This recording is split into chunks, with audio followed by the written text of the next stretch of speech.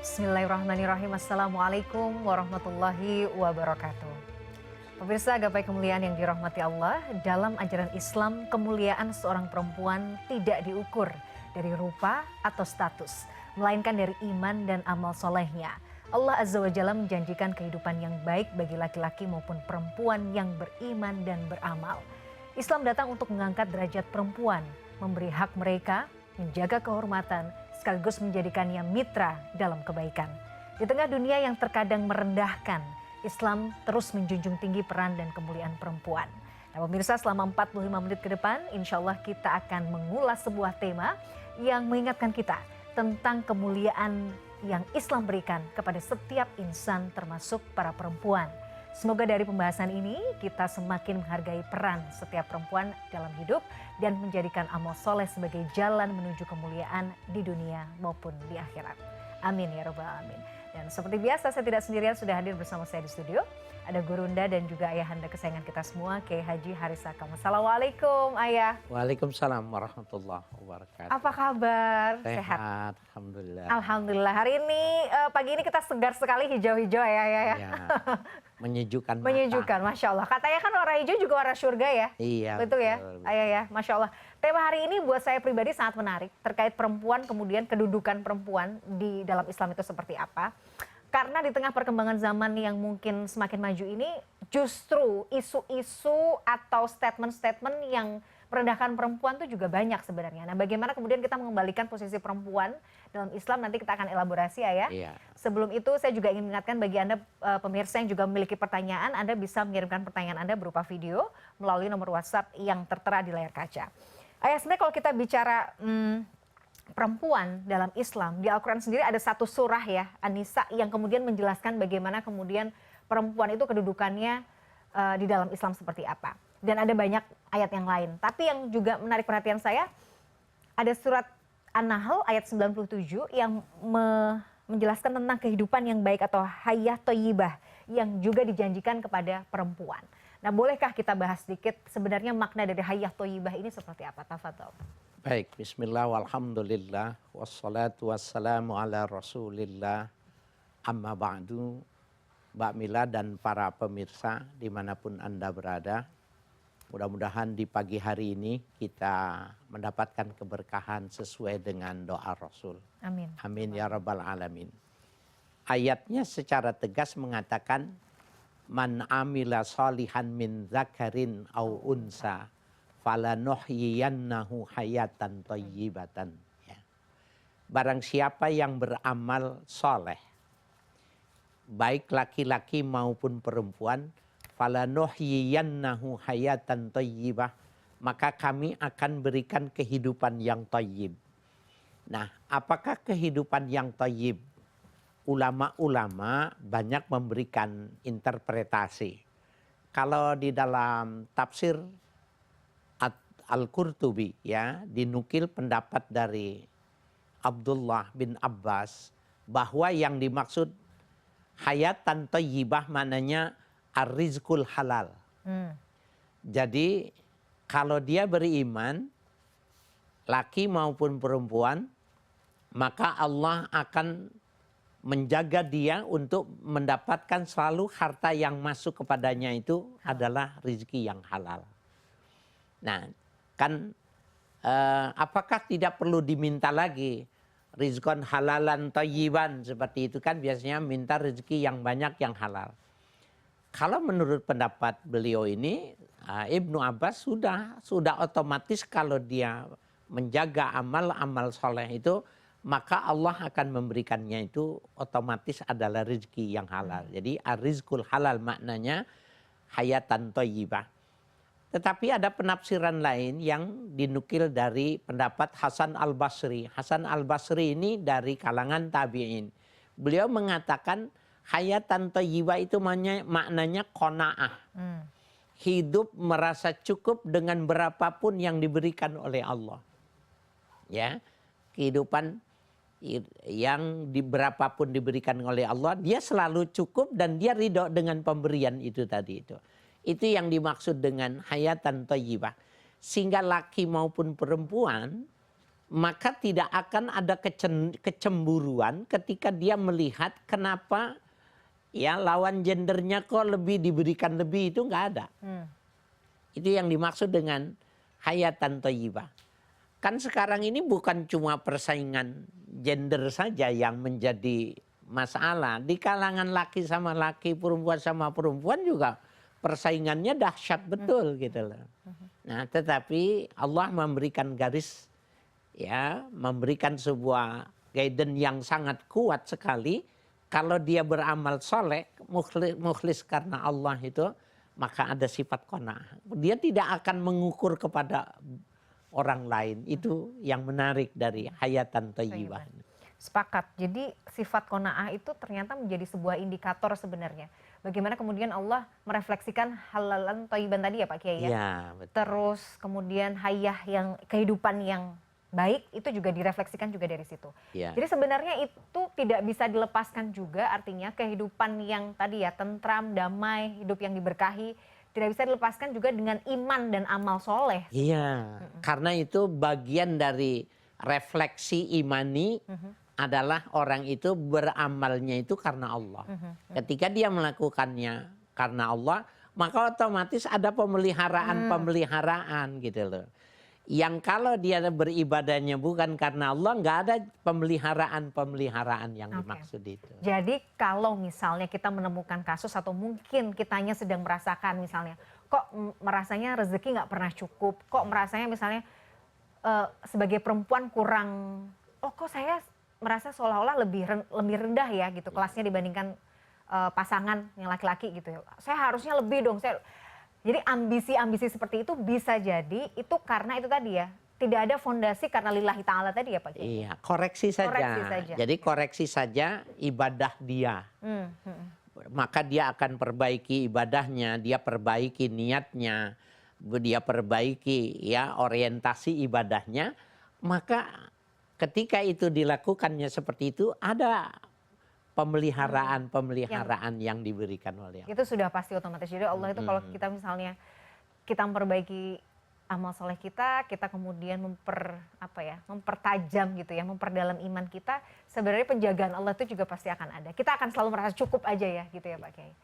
Nah ini Mbak Mila, bahkan hayatan thayyiban itu kan min zakarin wa unsa ya, laki perempuan. Ada sebuah penafsiran bagi yang masih jomblo, ya, yang bagi jomblo, hayatan thayyiban itu maknanya bisa bermakna almar'atus salihah, istri yang soleh. Jadi kalau dia pengen mencari pasangan, sudah dia jaga saja hubungannya, maka nanti diarahkannya yang mendekat itu yang soleh.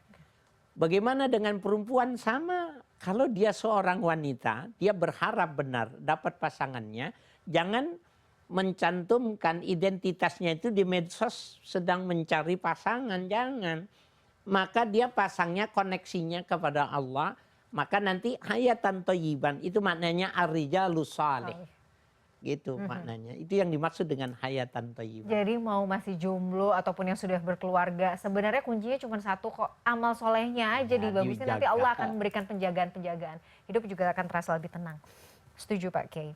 Dan ini kan yang juga menarik adalah dalam banyak surah juga disebutkan bahwa Allah itu tidak akan menyia-nyiakan amal, baik laki-laki dan juga perempuan. Jadi kesannya kan seolah-olah kok kayaknya ada anggapan bahwa perempuan itu dalam Islam seolah menjadi kelas kedua gitu ya. Jadi apa-apa kok selalu laki-laki, apa-apa selalu laki-laki. Padahal sejujurnya atau sebenarnya justru amal solehnya perempuan itu juga tidak kalah besarnya juga ya Pak Kiai ya dibandingkan dengan laki-laki. Iya, dan itu dinyatakan di dalam Al-Quran secara tegas. Annila udi'u amala amilin min zakarin au unsa. Kami tidak akan menyia-nyiakan amal yang dilakukan oleh laki-laki maupun perempuan. Itu di dalam tafsir itu bahwa amalun nisa bi asyriha karrijal. Bahwa pahala bagi seorang wanita itu balasannya 10 kali lipat seperti halnya diberikan kepada laki-laki. Enggak ada perbedaannya. Nilainya, kehidupannya adalah atqakum, yang terbaik di antara kalian yang takwa. Balasannya sama-sama 10. Jadi hanya manusia saja. Jadi sejarah tentang kemanusiaan itu ada persaingan dalam peradaban. Ya, jadi dulu dalam peradaban itu memang kan laki-laki jago perang. Iya. Pandai memanfaatkan alat perang. Sehingga wanita itu yang tenaganya tidak kuat. Ya, kemudian banyak hal faktornya tidak menyebabkan seterengginasnya kaum laki-laki. Maka itu yang menyebabkan persaingan peradaban itu ada second man, ada orang yang kedua. Padahal sebenarnya Islam tidak menyetujui pemahaman itu. Kedudukan Islam sebenarnya ya, kedudukan perempuan di mata Islam juga sebenarnya juga sangat dimuliakan ya Pak Kiai. Iya, betul. Beberapa poin mungkin bisa disebutkan Pak Kiai. Apa yang membuat, karena kan itu tadi ya, kita tuh suka ngerasa kadang, aduh kalau jadi perempuan tuh kalau sudah menikah, kayaknya kerjanya harus di rumah, harus nurut sama suami, harus ini, terbatas gini-gini. Bagaimana dengan anggapan seperti itu Pak Kiai? Yang seolah-olah kayaknya norma-norma agama tuh justru mengekang perempuan gitu. Saya melihat justru jadi wanita itu adalah kasih sayang Allah. Oh, Masya Allah. Ya. Wanita itu adalah kasih sayang Allah. Kenapa? Karena dia kalau mau masuk surga itu cuma 4 syaratnya. Tidak sama dengan laki-laki. Kalau laki-laki mau masuk surga itu harus punya prestasi baru bisa masuk surga. Kalau tidak ada prestasinya dia nggak bisa masuk surga. Wanita cuma 4. Iza sholat khamsaha, dia sholat 5 waktu. Ya, wa shomat ramadhana, puasa Ramadan. Wa hafizat farjaha, dia pelihara kehormatannya. Nah, yang keempat wa mautuha idza matat wa zaujuha radin anha, ketika dia meninggal suaminya ridho, udah selesai. Karena komunikasinya dia lebih banyak kepada suami, cuma tanya aja suaminya. Kamu ridho dengan kehidupan selama ini istrimu padamu? Ridho, udah selesai. Jadi betapa melihat wanita menurut saya itu adalah makhluk kesayangan Allah. Oh, Masya Allah, betul. Kenapa mudah sekali dia masuk surga? Lalu ketika dia ingin mencoba keluar, lalu ketika ingin dia berprestasi, lalu ketika aktualisasi diri gitu, bersaing, aktualisasi diri, maka sebenarnya dia mempersulit dirinya. Gitu. Setuju. Saya harus bilang, maksudnya setuju. Artinya bahwa kadang-kadang justru itu adalah ambisi pribadi ya Pak Kiai. Belum tentu itu sejatinya apa yang Allah mau kan gitu. Karena bisa jadi itu malah ambisi pribadi sebenarnya. Itu menarik sih, nanti kita bahas Pak Kiai. Tapi kita jeda dulu ya Pak Kiai ya. Pemirsa, pembahasan kita sangat menarik, tapi kita harus jeda dulu. Jangan kemana-mana, Gapai Kemuliaan masih akan kembali setelah yang satu ini.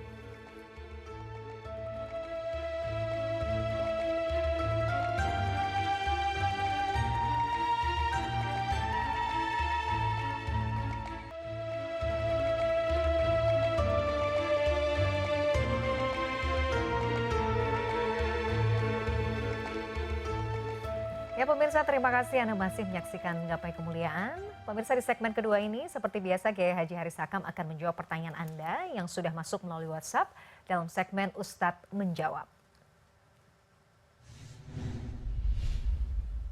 Dan pertanyaan kali ini yang sudah masuk datang dari Syifaul Qalbi yang sedang menempuh pendidikan di Turki. Masya Allah, kita akan simak bersama pertanyaannya. Assalamualaikum warahmatullahi wabarakatuh. Nama saya Syifaul Qalbi, mahasiswi Indonesia di Turki. Saya ingin mengajukan pertanyaan pertama, yaitu Islam memuliakan perempuan. Pertanyaannya bahwa apa yang dimaksud dengan memuliakan perempuan? Bukankah secara hakiki emang wanita itu tidak sama dengan laki-laki? Lalu kalau dinyatakan bahwa wanita itu dimuliakan, pada sisi yang bagaimana? Pertanyaan yang kedua Ustadz, saya selaku wanita, yakni mahasiswi Indonesia yang saat ini menempuh studi di Turki, kerap mempertanyakan apakah hal ini tetap berada dalam bingkai syariat. Sebab dalam agama, khususnya dalam pernikahan, tanggung jawab lebih banyak diletakkan pada suami. Nah, lantas bagaimana memberikan makna usaha bagi wanita harus sesuai atau seimbang dengan laki-laki dalam pencapaian, tetapi tidak melanggar dalam syariat. Demikian Ustadz. Assalamualaikum warahmatullahi wabarakatuh. Waalaikumsalam warahmatullahi wabarakatuh. Terima kasih Adinda Syifaul Qalbi ini, Masya Allah ya. Pak Kiai sedang menempuh pendidikan di Turki, tapi menjadi penonton setia Gapai Kemuliaan. Ini kita sudah kelasnya udah mancanegara nih. Dari mana-mana Pak Kiai. Oke, kita bahas pertanyaannya. Yang pertama adalah yang dimaksud dengan memuliakan perempuan itu seperti apa Pak Kiai? Itu yang singkatnya pertanyaan yang pertama. Yang kedua adalah dalam konteks Adinda Syifa ini ya, dia kan seorang perempuan sedang menempuh pendidikan di luar negeri, mungkin juga sendiri. Apakah ini juga masih sesuai dengan koridor syariat? Apalagi misalnya nanti dalam pernikahan tuh kan tanggung jawab seolah-olah itu lebih banyak dibebankan kepada laki-laki. Apakah itu juga masih masuk dalam kategori yang kemudian kita bahas bagaimana kemudian Islam memuliakan perempuan? Silahkan Pak Kiai. Baik, terima kasih ya Adik Syifa. Pertama bahwa apa yang memuliakan di dalam Islam itu mesti dilihat dengan perbandingan yang dimaksud. Jadi kalau ditanya sejauh mana atau bagaimana Islam memuliakan Islam, maka dengan cara memperbandingkan dengan sebelum adanya Islam. Oke, sepakat. Maka dengan di situ kita bisa melihat kemuliaan itu begitu sangat luar biasa agama yang dibawa oleh Nabi Muhammad ini. Sejarah mencatat di Mesir itu bahwa laki-laki pejabat, laki-laki yang memiliki kedudukan, kepala-kepala suku itu memiliki istri itu sampai puluhan. Bahkan ya ratu di Mesir pada waktu itu dia wanita tetapi punya selir laki-laki yang begitu banyak. Kita lihat juga di Tiongkok seorang kaisar yang punya selir sampai 1000. Betapa nilai seorang wanita itu menjadi kecil sekali. Kemudian kita lihat juga di kalangan orang-orang yang beragama Nasrani, mereka menganggap bahwa wanita yang menstruasi itu tidak boleh tidur bersama dengan laki-laki. Banyak catatan-catatan di luar sebelum datangnya Islam itu sangat mendiskreditkan dan sangat mengecilkan peran wanita itu. Memang benar-benar menjadi kelas 2. Nah, barangkali kalau saja orang itu tidak punya kebutuhan biologis, barangkali dimusnahkan, dihabiskan gitu. Jadi karena memang laki-laki pada waktu itu masih membutuhkan, maka masih ada perhitungannya. Tetapi ketika Islam datang, bahwa wanita itu memang diberikan porsinya itu ternyata terbalik. Kedudukan wanita itu lebih besar dari kedudukannya laki-laki. Mana kita lihat kalau dia bilang al-jannatu tahta aqdamil ummahat. Sorga itu di bawah telapak kakinya ibu. Mana nilai seorang laki-laki yang hebat katanya itu di medan perang seperti itu, yang katanya jago mencari uang itu, pada waktu itu dia sangat ditentukan oleh ibunya. Ini kan menunjukkan bahwa sebuah hal yang sangat luar biasa.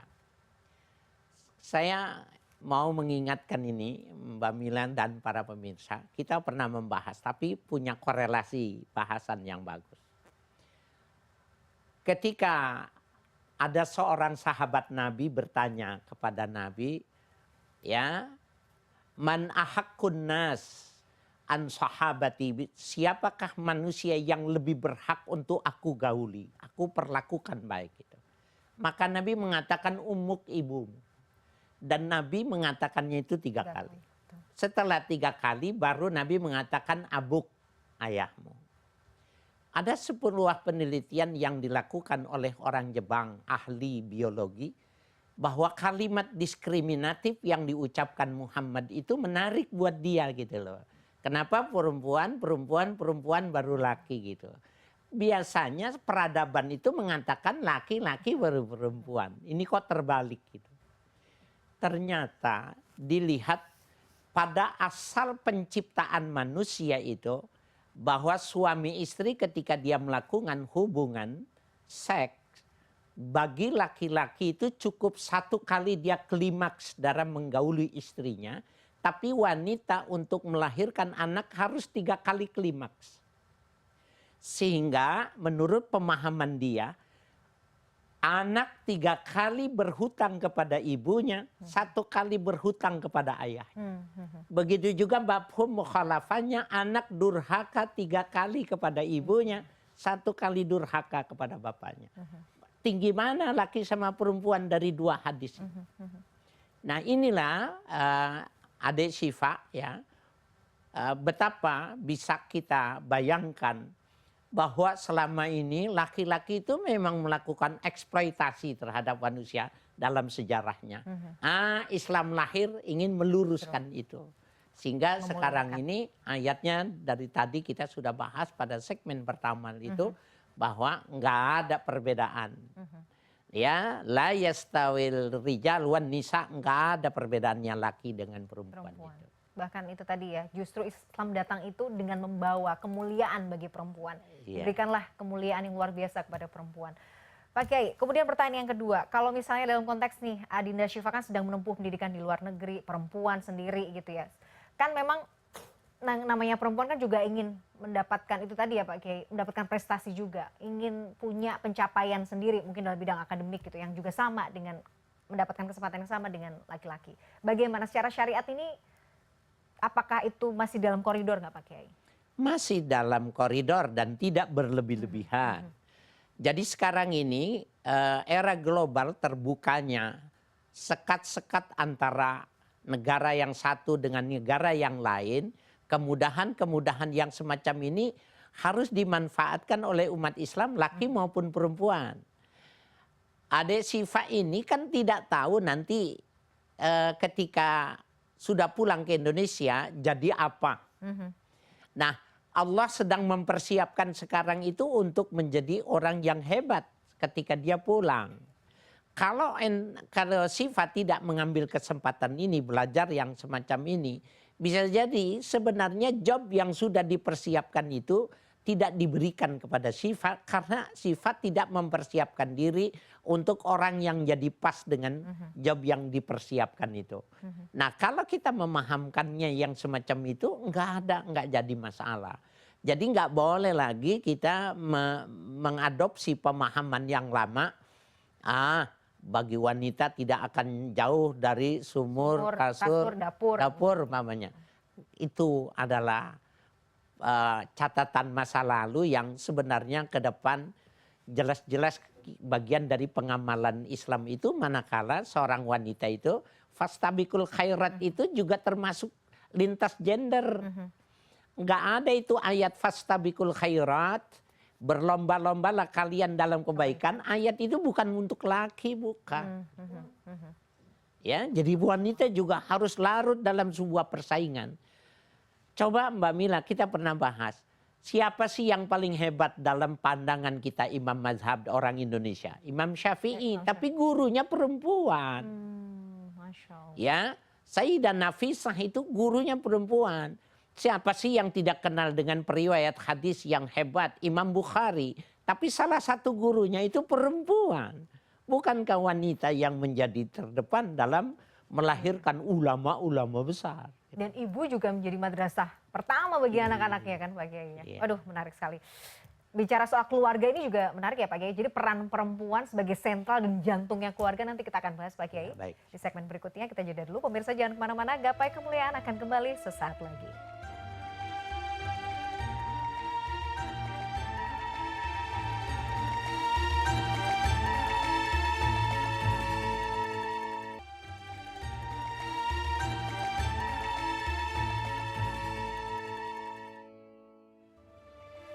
Pemirsa, terima kasih Anda masih menyaksikan Gapai Kemuliaan dalam episode Islam Memuliakan Perempuan.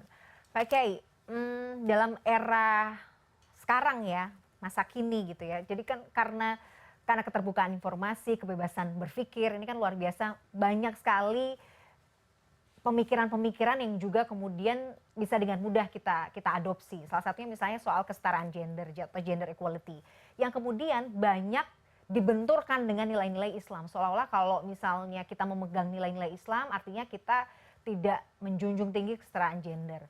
Nah, apa yang salah sebenarnya dari pemahaman seperti ini, Pak Kiai?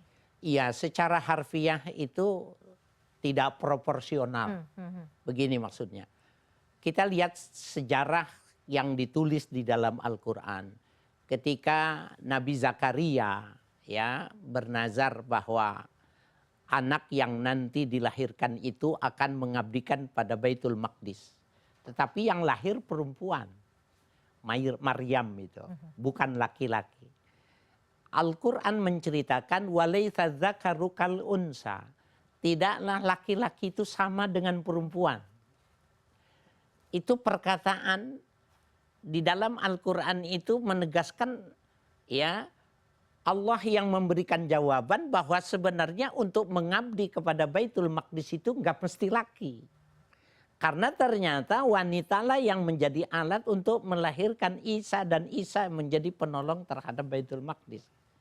Itu jadi ada lompatan dari sebuah Allah bermaksud memberikan kepada seorang wanita. Nah, kalau dia bilang laisa dzakaru kal unsa, tidak sama laki dengan perempuan, maka persamaan gender itu jangan fisik.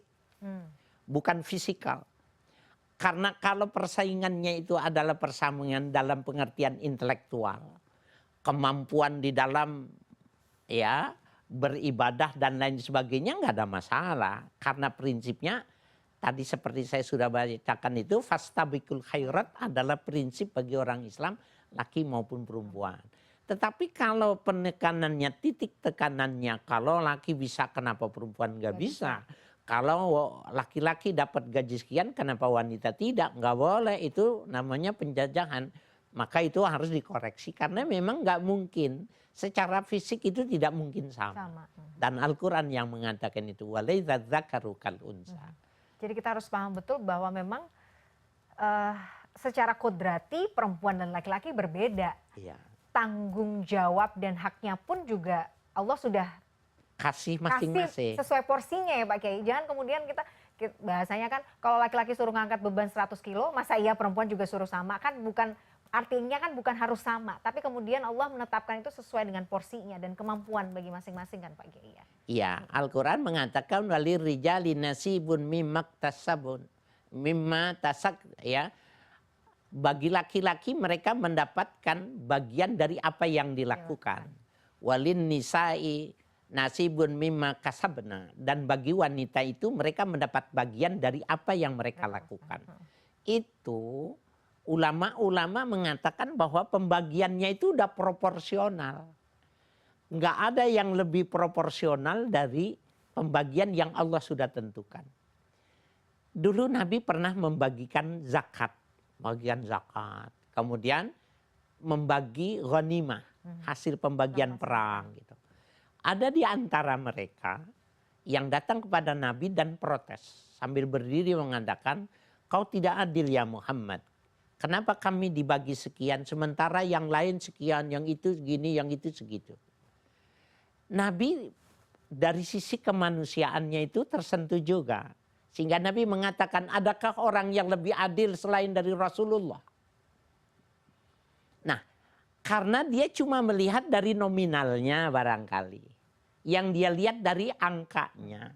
Tanpa mesti melihat bahwa adil itu dilihat dulu. Adil dalam pengertian yang mana.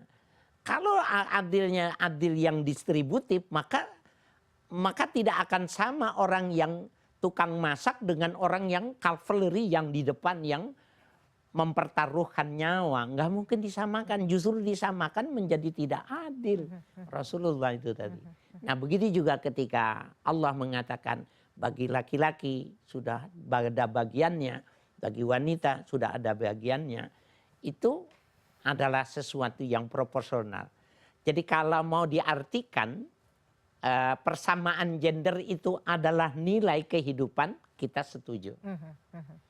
Ya, jadi value ya, ya, bukan hanya sekedar kuantiti ya Pak Kiai. ya. Nah kalau kemudian misalnya soal pembagian waris nih Pak Kiai, kan mungkin banyak, kenapa sih bagian laki-laki harus 2 kali bagian perempuan? Kalau perempuan 1, laki-laki 2. Sebenarnya hikmahnya tuh apa sih kemudian Allah itu memberikan hukum seperti ini? Kenapa nggak sama aja gitu? Perempuan laki-laki ya sama-sama dapat 1 atau sama-sama dapat 2?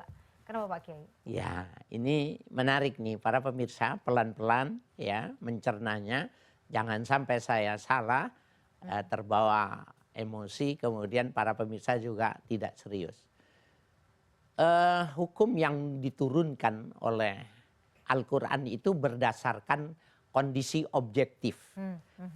Diturunkan berdasarkan budaya yang berlaku pada masyarakat setempat. Yang pada waktu itu dengan sekarang tidak sama. Tetapi bukan berarti kita bisa merubah sesuatu yang tidak sama budayanya. Kita secara jujur akan mengatakan tuh begini.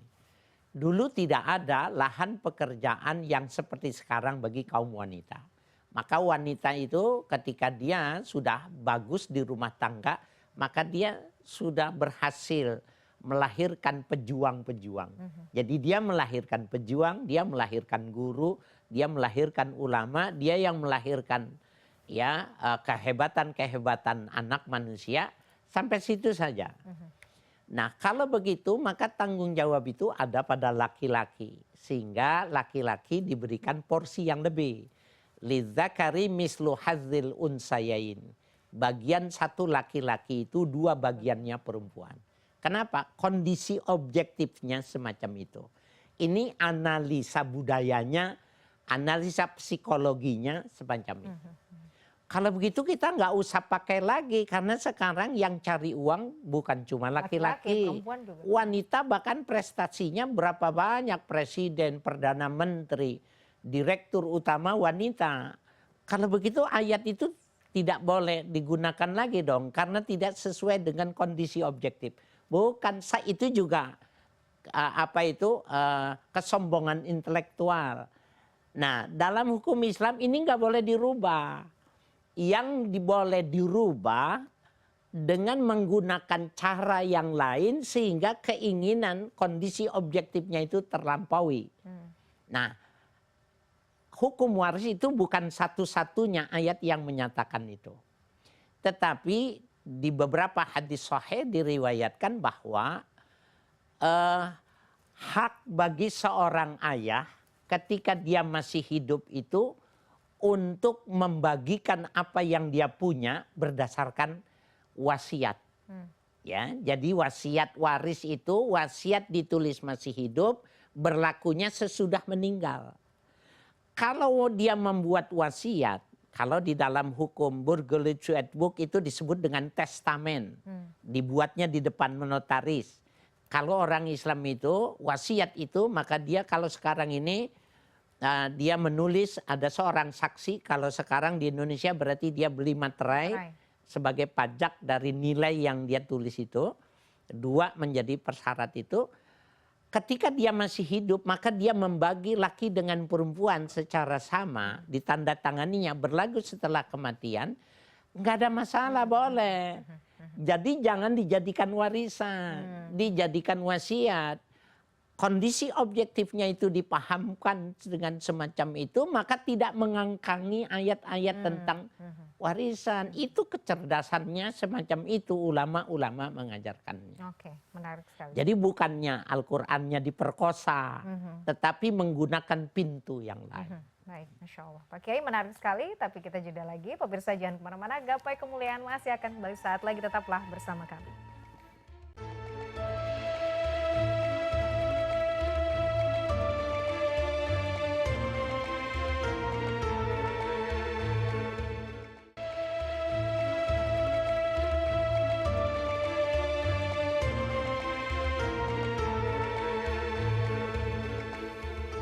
Pemirsa, terima kasih Anda masih menyaksikan Gapai Kemuliaan dalam episode Islam Memuliakan Perempuan. Nah, Pak Kiai, bagaimana kemudian kita sebagai seorang perempuan itu merasa kadang-kadang kita suka rendah diri gitu. Merasa, apalagi sesimpel misalnya menjadi ibu rumah tangga. Kadang-kadang tuh kita suka ngerasa minder gitu. Ketemu sama mungkin teman-teman yang lain yang punya karir di luar sana gitu ya, sebagai ibu pekerja. Oh, cuma di rumah aja ya ngurusin anak, seolah-olah. Saya tahu sih sebenarnya, maksudnya tidak ada yang salah dengan ibu rumah tangga, tapi kadang-kadang tuh ada rasa minder juga di hati. Oh iya ya, cuma di rumah aja ya. Oh iya, cuma ngurusin anak. Bagaimana kemudian Islam itu memberikan pemahaman dan memberikan semacam kenyamanan bahwa nggak masalah jadi ibu rumah tangga tuh justru juga mempunyai pahala yang besar. Atau sebaliknya, misalnya ada ibu yang bekerja, dia merasa kayaknya aduh saya nggak bisa mendampingi anak ya. Seolah-olah judgement sosial itu selalu diberikan dan disorot kepada perempuan gitu. Bagaimana baiknya Pak Kiai? Iya, memang sepertinya seperti itu. Tetapi sesungguhnya bukan persis seperti yang Mbak Mila katakan. Jadi kalau di sebuah perusahaan direktur itu pakai dasi, datangnya tuh siang. Datangnya siang cuma sebentar, kemudian dia udah pulang gitu. Tapi gajinya besar. Iya. Jadi omongan. Sementara pekerja-pekerja kasar itu datangnya dari jam 6, jam 7 sudah masuk. Pulangnya jam 5 sore. Gajinya seberapa?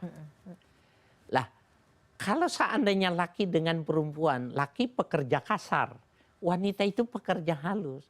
Kok bisa lebih pekerja halus lebih rendah dari pekerja kasar?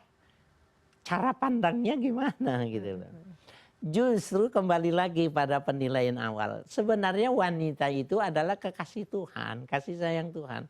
Dia kerjanya nggak boleh banyak-banyak. Nggak boleh capek-capek. Nggak boleh capek-capek. Bahkan dia dikasih tubuh itu menjadi perhiasan. Iya. Ya, dia disuruh dandan, dia disuruh bersolek, dia suruh tampil manis, suruh bagus. Bukankah lebih enteng sementara masuk surganya cuma 4 syarat? Kok udah dikasih enteng maunya Pasti yang berat? maunya berat gitu ya, kadang-kadang. Jadi terbalik-balik gitu Mbak Mila gitu. Enggak, jadi orang Islam itu punya pendirian. Dan yang diatur di dalam Al-Quran itu, itulah yang terbaik. Ya. Jadi bagi perempuan misalnya sebenarnya dengan apa ya, kadang-kadang kan begini ya, kita ada semacam tuntutan yang mungkin ego sendiri ya, ego sebagai seorang manusia gitu ya, perempuan, bahwa saya kan juga mau nih diakui, saya juga punya kapabilitas yang sama, atau mungkin saya bahkan lebih mampu dibandingkan misalnya lelaki yang lain gitu ya, saya punya nilai yang lebih gitu. Kadang-kadang ingin mendapatkan apa ya, penghargaan dari orang itu justru di luar. Nah sebenarnya dalam Islam itu targetnya sebagai seorang perempuan tuh seperti apa sih Pak Kiai? Seharusnya Allah tuh pengen kita tuh sebagai seorang muslimah tuh yang seperti apa? Fokus kita tuh harus di mana Pak Kiai? Iya. Jadi fungsikan ya gender itu berdasarkan proporsinya. Jadi begini Mbak Mela, coba kita lihat secara objektif. Kalau dia berhasil dalam dunia politik mamanya, coba lihat keluarganya. Tidak sebagus dengan orang yang di rumah. Memang dia punya prestasi seperti laki-laki, ada istilah rijalun nisa. Ya, jadi laki-lakinya perempuan gitu. Kalau dia berhasil dalam usaha, maka ukurannya itu bukan dari prestasi yang dia punya, tetapi secara global dari keseluruhan dari kehidupan dia bersama suami dan bersama anaknya. Jadi fokus. Harus jujurnya itu. Jadi nggak bisa dikatakan ibu rumah tangga itu derajatnya lebih rendah ketimbang umpamanya perdana menteri gitu. Mana coba perdana menteri mana yang wanita itu kemudian anaknya punya prestasi. Atau jarang lah boleh dikatakan bahwa keberhasilan dalam dunia yang itu adalah dunia pada umumnya, kemudian dia lakukan itu, maka dia ada ruang kosong yang dia nggak bisa mengisinya. Nah, ruang kosong yang dia tidak mengisinya itu beresiko ketika itu diisi orang lain. Jangan heran Mbak Mila ketika ternyata seorang suami itu lebih memilih pembantunya dan dia meninggalkan istri dengan pekerjaannya itu, dia lebih asik dengan istrinya karena memang anaknya lebih dekat kepada pembantunya. Lalu itu untuk menjadi sebuah ukuran umpamanya. Ya, tergantung ya. Jadi fokus kita sebenarnya adalah yang Allah mau dari kita sebagai seorang muslimah ini adalah kita tuh sebenarnya memang jantungnya keluarga. Jadi keluarga kita harus jadi intinya dari keluarga ya Pak Kiai ya. Iya. Harus yang ngurus anak, ngurus suami, kita membimbing mereka, membersamai mereka ya. Justru itu prestasi puncak itu justru di situ ya. Bukan dengan penilaian-penilaian yang di luar, bahasanya di luar rumah nggak sih Pak Kiai? Ya, sekarang gini Mbak Mila, ada komparasi yang mirip ya. Kalau dalam kesebelasan, kita anggap tuh kan suami itu kesebelasan ya. Yang memasukkan gol itu bukan dia yang jadi pahlawan. Bahwa yang namanya bek kanan, bek kiri, penyerang, ya termasuk kiper adalah orang yang sangat punya kedudukan yang sama. Bukan kemenangan karena diukur dengan golnya itu, tetapi tidak bobol bola ke sarang, itu juga memberi pesan yang besar. Gitu. Jadi tapi kemudian bagaimana dengan misalnya ya perempuan yang sebenarnya juga karena kondisi ya memang harus bekerja Pak Kiai karena ya kalau nggak kerja terus gimana? Misalnya penghasilan dari suami juga nggak cukup Kurang. untuk menghidupi keluarga. Itu juga luar biasa ya Pak Kiai ya bagian dari bagaimana perempuan juga ingin membantu gitu loh. Nah, kalau posisi itu, maka dia dapat 2 pahala. Masya Allah, Masya Allah. Pahala karena memang dia menjalankan tugas ya sebagai fitriyahnya dia, tetapi dia juga membantu menghidupkan roda keluarganya. Dia dapat 2 bagian. Suami dapat 1, dia dapat 2 gitu. Jadi bonusnya lebih gede ya Pak Kiai karena Iya. itu sebenarnya bukan kewajiban kita kan. Iya betul. Tergantung cara pandangnya aja. Masya Allah. Dan kadang-kadang saya juga berpikir bahwa perempuan tuh memang harus punya pendidikan tinggi karena dia kan jadi gurunya anak-anak yang akan melahirkan kalau ibunya pinter, ibunya punya pendidikan yang tinggi, artinya kan dia sedang mencetak juga pemimpin-pemimpin masa depan yang juga berkualitas Pak Kiai. Betul. Madrasatul Ula sebagai label bagi seorang ibu itu mengapa saya kembali lagi. Pahala ibu lebih besar dari seorang suami itu, dari seorang ayah itu karena dia 3 kali hutang kepada ibunya. Karena ibunya lah yang mengajarkan nilai-nilai dasar pertama kali. Bukan ayahnya, karena ayahnya keluar rumah dari pagi pulangnya malam sudah capek. Dia ayahnya itu cuma basa-basi kok sama anaknya itu. Ya, tetapi kalau ibunya nggak basa-basi, memang dia sayang sama anaknya. Jadi kalau seorang anak melakukan kebaikan dengan berkat bimbingan ibunya dapatnya 3, bapaknya cuma 1. Jadi mana semuanya kalah kok laki-laki yang mengatakan lebih hebat dari perempuan nggak ada. Jadi kita nggak usah rendah sebagai perempuan, kita nggak perlu merasa rendah diri ya. Karena Nggak sebenarnya ada. kita punya peluang pahala, peluang kebaikan tuh juga sama besarnya kok. Lebih Bahkan tadi ya besar. mungkin kita privilege kita lebih banyak ya Pak Kiai ya, perempuan gitu ya. Untuk mendapatkan itu tadi kesempatan mendapatkan pahala yang luar biasa, Masya Allah. Pak Kiai ini terima kasih sekali Iya, ilmunya hari ini, banyak sekali insight, banyak sekali ilmu-ilmu baru yang kita dapatkan. Dan pemirsa tidak terasa kita sudah sampai di penghujung program Gapai Kemuliaan. Semoga kajian hari ini membawa manfaat, membawa kebaikan. Dan Allah Azza wa Jalla senantiasa mudahkan kita semua untuk bersemangat menuntut ilmu agama. Amin ya Rabbal Alamin. Terima kasih atas perhatian Anda. Saya Meladia Rahma dan juga Kiai Haji Harisaka undur diri. Insya Allah kita akan jumpa lagi pada episode yang akan datang. Subhanakallahumma wa bihamdika.